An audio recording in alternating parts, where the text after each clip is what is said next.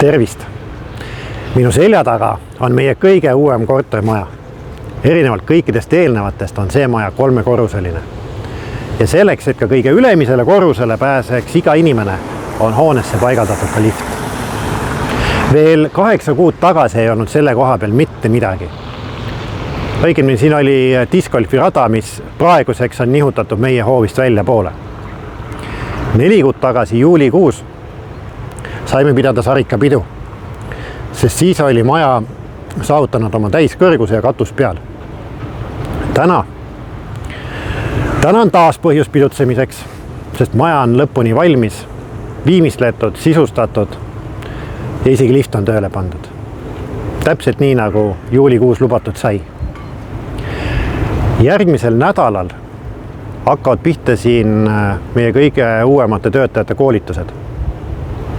Ja päris tegusat elu hakkab see Rakvere Päikese tänava maja elama detsembris, kui elanikud on ennast siin mõnusalt sisse seadnud. Sel aastal valmib meil veel üks maja, aga sellest juba 6 aja pärast. Tere kõigile! Et on väga tore teavitada kõigile, et meie Päikese kodu on nüüd siis valmis Rakveres ja detsembri algusest kolivad meie ilusasse uude majja 30 toredat inimest. Enamust kliendid tulevad Võisikult ja osad kliendid ka tulevad Tapa kodust.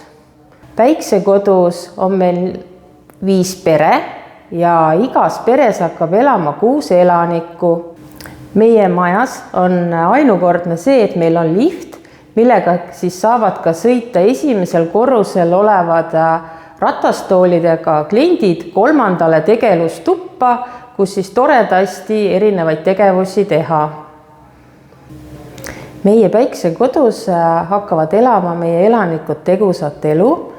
Püüame võimalusel kõiki kogukonna teenuseid kasutada ja siin samas kõrval on ka meile ametikool, et meie elanikud võimalusel saavad ka minna sinna õppima.